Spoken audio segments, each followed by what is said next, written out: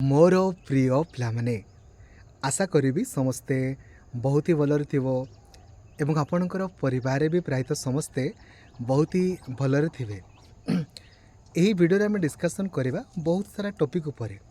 जेमिति कि वर्तमान आमर बाल बाटिका टीचर बा प्री प्राइमरी टीचर बा आपण जहाँ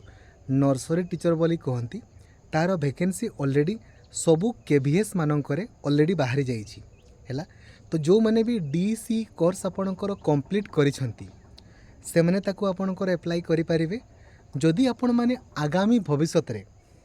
आगामी दिन मानकरे अंगनवाड़ी वर्कर हेबा पई चाहुचंती किंबा बाल बाटिका टीचर हेबा पई चाहुचंती किंबा प्री प्राइमरी टीचर किंबा नर्सरी टीचर हेबा पई चाहुचंती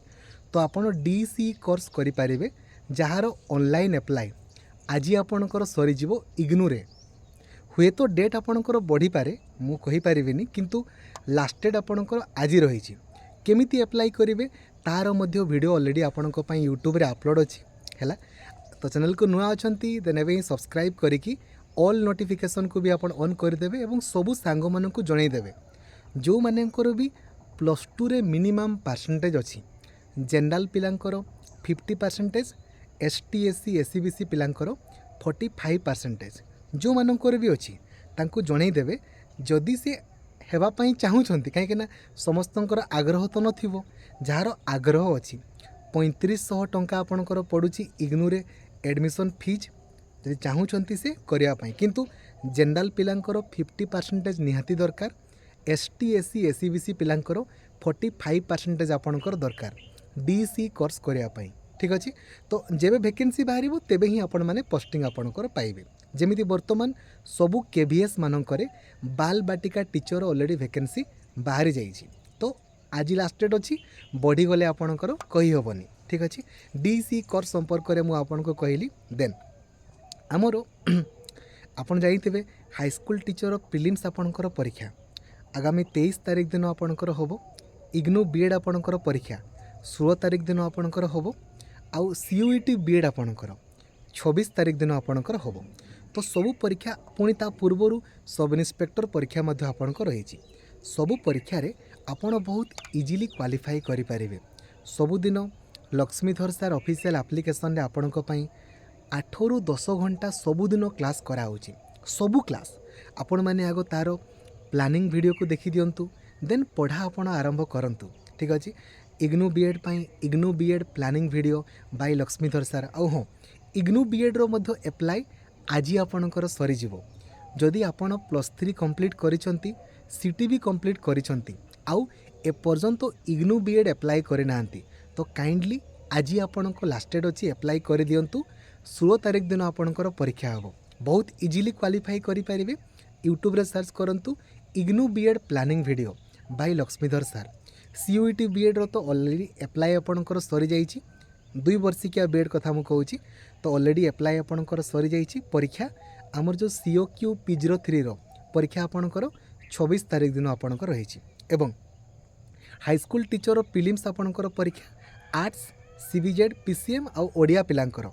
23 तारिख दिन आपणकर अछि। बहुत इजीली आपण माने क्वालिफाई करि परिबे। यूट्यूब रे सर्च करंतु LTR planning video by Laxmidhar sir आउ जेमिति मु आपणको कहिछि सेमितिका वे रे पढ़ंतु डेली क्लास करा होछि सियोर शॉट आपण क्वालिफाई करि जिवे। ठीक अछि। देन रहिला कथा आपणकर 2 year BEd 4 year BEd 1 year BEd बा प्राइवेट बीएड आपणको संपर्क करे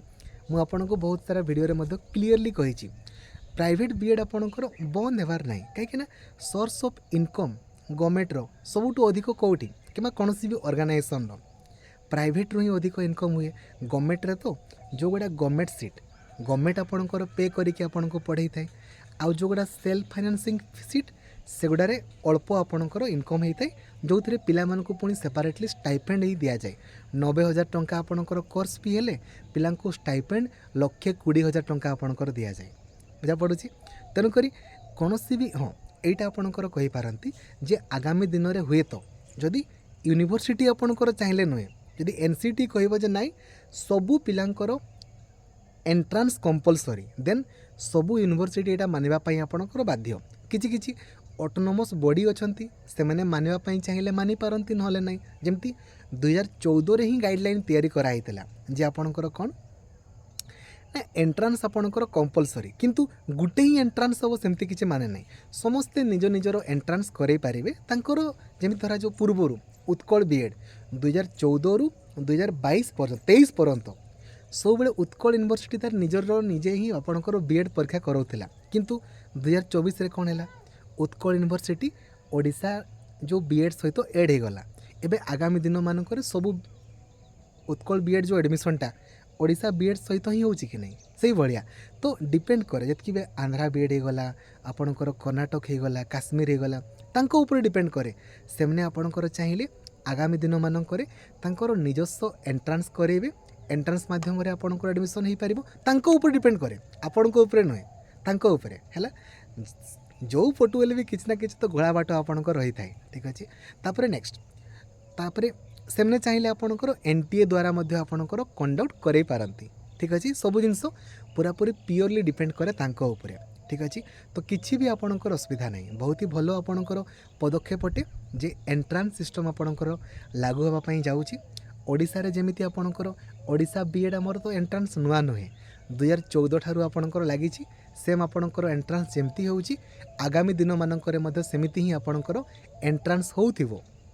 बीएड पिलांकर 2 वर्षिकिया बीएड तो अच्छी आगामी दिन में मध्य आपणकर रहिबो आउ 4 वर्षिकिया बीएड आपणकर खाली इंट्रोड्यूस हबो सिटी एई वर्ष आपणक पई लास्ट टाइम पई आसिले आसी पारे नचेत जेतकी भी सिटी कॉलेज सब आपणकर रहिछि सेगुडा आपणकर चेंज हेकी कोन हेइछबो ना आपणकर इंटीग्रेटेड बीएड आपणकर हेइछबो जो +2 पिला माने आपणकर सिटी करूथिले सेई +2 पिला माने ही आपणकर 4 वर्षिकिया बीएड आपणकर करिवे एटा आगामी वर्ष मानकर आपणकर करिवे ठीक अछि तो सांगे सांगे तो सेगुडा हुए नहीं ता कहीं ना सिटी स्कूल पई आपणकर टीचर्स आउ स्टूडेंट रेशियो आपणकर अलगा आपणकर बीएड स्कूल पई आपणकर अलगा गोटे बीएड कॉलेज रे 100टा पिला पई 10 जन टीचर एजुकेटर दरकार आउ जने प्रिंसिपल आपणकर दरकार माने 11 जन स्टाफ दरकार तेबे जाई कि एनसीटी तरफ आपणकर अप्रूवल आपणकर मिलिबो आपण देखंतु आपणकर सिटी कॉलेज रे कौ सिटी कॉलेज रे आपणकर 11 जन स्टाफ अछंती कहले देखि कौ आपणकर ईटीआई कौ ईटीआई रे 11 जन आपणकर स्टाफ अछंती कौ डाइट रे आपणकर 11 जन स्टाफ अछंती कहंतु ना टीचिंग स्टाफ कहूँ मुझे मैंने नॉन टीचिंग स्टाफ को आपणकर मिसेकी कहबेनी एमती भी तो आपणकर प्रिंसिपल गुड़ा आपणकर केते केते डाइट ईटीआई रे चार्ज रे आपणकर थिबे 2-3टा ईटीआई रो जणे ही आपणकर इंचार्ज रे आपणकर रहिथिबे तेणुक एमतीका एप्रुवाल आपणकर हुएनी तो एप्रुवाल पई एनसीटी तार गाइडलाइन क्रिएट करिछि क्वालिफिकेशन कौन रही दरकार जड़े टीचर एजुकेटर रो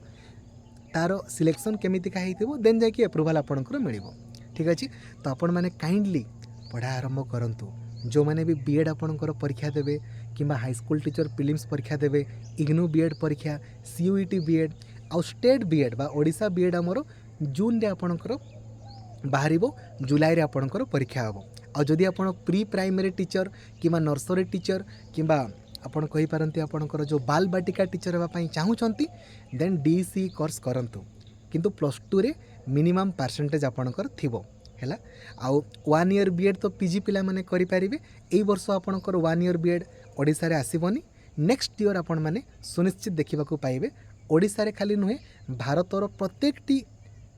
कॉलेजेस मानकरे जो जगह भी 2 ईयर बीएड आपणकर थिबो से जगह 1 ईयर बीएड आपण करि पारिबे नेक्स्ट ईयर पाखरु ठीक अछि चलेगा तो 2 ईयर बीएड +3 पिला